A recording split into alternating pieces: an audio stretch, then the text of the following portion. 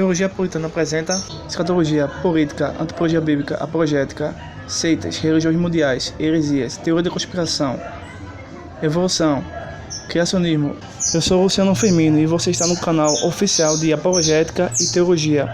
Assista, compartilhe e se inscreva. Neste vídeo nós vamos abordar 6 questões. A primeira, fazer um breve comentário positivo e negativo de algumas publicações da CPAD, responder o motivo pelo qual Deus exorou Moisés por cerca de 40 anos em Midian, responder também se é verdade que sem o criacionismo bíblico nenhuma doutrina judaico-cristã tem sentido, o que Deus fazia no princípio, o que significa raça humana, e por fim nós vamos terminar a gravação deste vídeo dizendo uma resposta ao livro Quem Criou Deus e resposta a mais de 100 perguntas difíceis sobre questões de fé. Então este vídeo vai tratar-se sobre perguntas e respostas de cunho teológico. Então, a princípio, nós vamos começar a questão pelas obras do escritor Claudionor de Andrade. Bem, para quem está compreendendo o tempo e o pouco espaço de tempo, a primeira vista que vai abordar aí a questão do Gênesis, que se tornou uma lição bíblica, cujo tema é o começo de todas as coisas, foi a partir do 4º trimestre de 2015, certo? E no ano de 2020, o primeiro trimestre, temos novamente o mesmo autor com outro título, mas tendo por base a mesma mecânica, né? E em 2020 nós temos o título A Raça Humana, Origem, Queda e Redenção.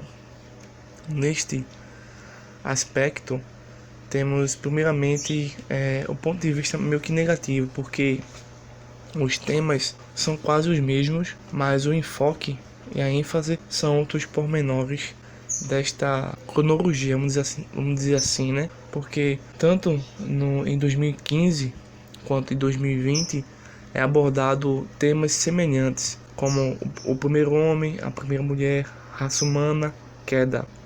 Temos outros enfoques, tudo bem, mas acharia melhor ter um outro tipo de desenvolvimento ou até um outro tipo de temática para não se tornar tão repetido, né? Algumas pessoas desatentas não conseguem compreender ou sentir as semelhanças desses temas, né? Uma repetição que de certa forma cansa, mas por outra até nutre.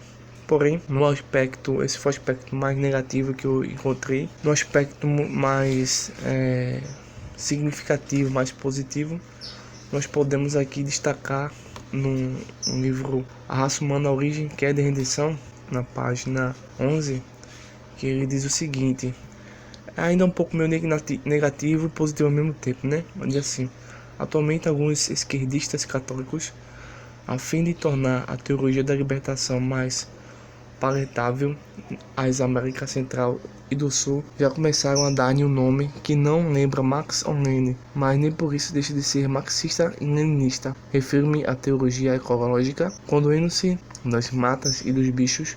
Esse arremedo teológico ignora na prática os órfãos, as viúvas e os desamparados. Lamentavelmente, esta é uma verdade que tem conquistado muito espaço, um público quase inumerável, mas por outro ele se esquece que, pior ainda, existe num lado evangélico esquerdistas, né? Não necessariamente católicos, mas hoje uma grande parte vai ser aí evangélicos que votam em políticos de linha esquerdista, o que é contrário às escrituras, porque eles trabalham dentro de uma falsa teologia que é chamado Teologia da Libertação. Eu recomendo um outro livro em especial que trabalha arduamente nesta temática, o livro de Abraão de Almeida, Teologia Contemporânea, a influência das correntes teológicas e filosofias da Igreja, nova edição ampliada, publicada pela CPAD.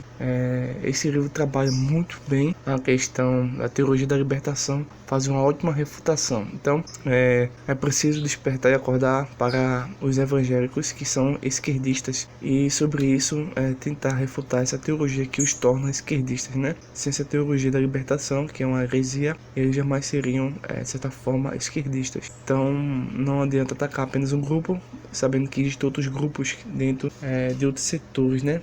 Então, é muito importante destacar esse ponto, que é bom e positivo ao mesmo tempo. Um outro ponto interessante é na página 13, que diz o seguinte: a esfinge de Sófocles é o fiel retrato de alguns teólogos, mas nesse sentido aqui, ele quer dizer falsos, né? São altivos e soberbos e propõem os mais loucos enigmas ao povo de Deus, exibindo um hebraico que não possuem e ostentando um grego que não conhecem, assombrando a congregação, alegando que só podem entrar nos arcanos divinos os que conhecem os profetas e os apóstolos originais.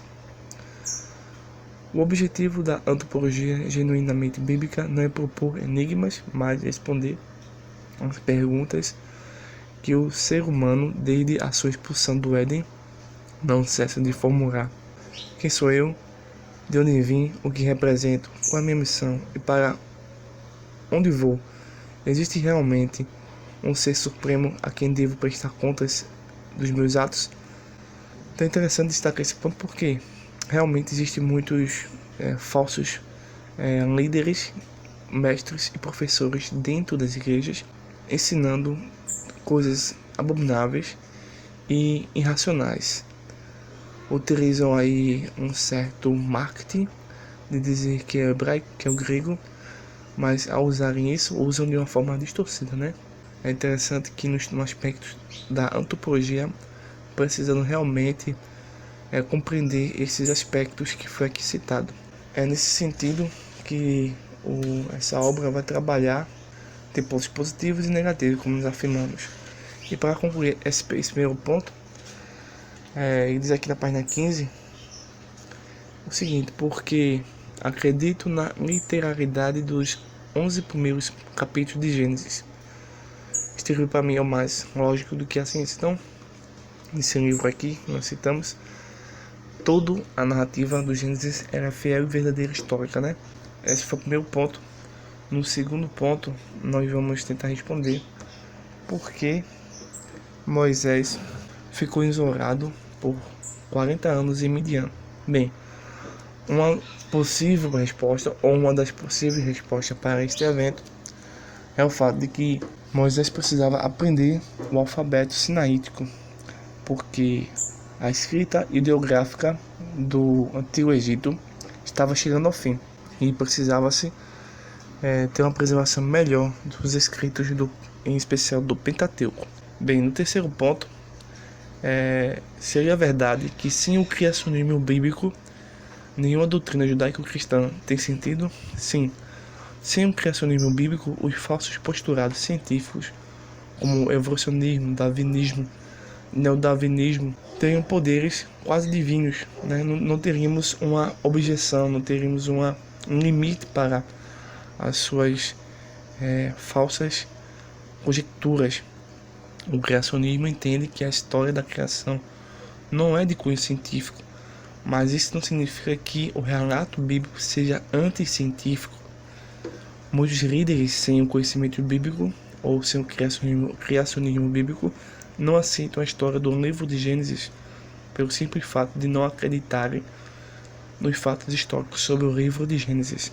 Observação: não estamos fazendo apologia ao criacionismo religioso, até porque estes são relatos mitológicos e corrompidos ao longo de todo um tempo. Estamos ensinando o verdadeiro criacionismo bíblico, que tem como fundamento a Bíblia, a razão, a criação e, em especial, a ciência verdadeira. Uma curiosidade: o que Deus fazia no princípio? Bem, para alguns a resposta será a seguinte: antes de fazer o planeta Terra, Deus condenou os anjos rebeldes e em seguida criou o tempo, o espaço, a matéria e todo o universo físico, biológico e químico como conhecemos hoje. O que significa raças humanas? Bem, Antes de darmos um veredito muito mais bíblico, comecemos pela filosofia evolucionista, que em 1859, com Charles Darwin, sequestra o termo raça e coloca neste termo a ideia de que existem diferentes grupos ou raças de pessoas evoluídas em diferentes tempos, e por isso alguns grupos são mais semelhantes aos seus ancestrais símios que outros. Muito tempo depois, o estudo do genoma humano afirma que existe uma só raça, a raça humana, o que vai refutar e invalidar os postulados anticientíficos de Charles Darwin, o qual colabora com a compreensão de Atos, capítulo 17, versículo número 26. Pois estamos diante de um texto que ensina o monogenismo. Então, algumas traduções trazem o termo de um só sangue, tá certo? Porque isso realmente é uma variante, mas que deve ser entendida à luz do contexto. E esse texto de Atos, capítulo 17, verso 26, o que ele realmente ensina e o que ele realmente significa? Bem, cerca de 4 coisas. Primeiro, só existe uma raça que, dividindo-se e multiplicando-se em famílias, tribos, nações, povos e línguas. Segundo, todos são filhos de Adão e Eva. Terceiro, não existe predeterminação de classes ou posição social. Quarto, a luta de classes estabelecida por Karl Marx não existe no plano original de Deus. Para concluir este nosso trabalho, chegaremos aqui na página 70 a 72 do livro Quem Criou Deus e respostas a mais de 100 perguntas difíceis sobre questões de fé. Bem, neste livro foi feito um artigo respondendo a seguinte pergunta: qual é a duração dos dias da criação em Gênesis? Deixando a inspiração, a inerrante e infalível Palavra de Deus, em especial o livro de Gênesis, neste artigo a interpretação literal dos 6 dias da criação é refutada, ou no melhor das hipóteses, é uma simples e mera opinião, para quem realmente aceita os dias literais de 24 horas. O artigo defende que Gênesis não ensina período de 24 horas. Duas coisas podem ser ditas a respeito desse artigo. Primeiro, o livro precisa de sérias correções do verdadeiro criacionismo bíblico. E segundo, duvidar ou não achar certo acreditar em 6 dias literais é negar os relatos bíblicos. Por fim, a Bíblia ensina que Deus criou o mundo em 6 dias. E esse dia é um período de 24 horas conhecido e entendido como sendo tarde e amanhã no período do Antigo Testamento. E, lamentavelmente, o autor deste artigo foi William Lane Craig. Realmente, neste artigo ele foi infeliz, mas em outros livros no qual eu tenho consultado, ele foi muito interessante e em outros assuntos bastante edificante, mas neste artigo em especial, ele realmente precisava de sérias correções. Então, se você gostou desse vídeo, se inscreva, compartilhe, deixe um like e um comentário, tá certo? E até o próximo vídeo.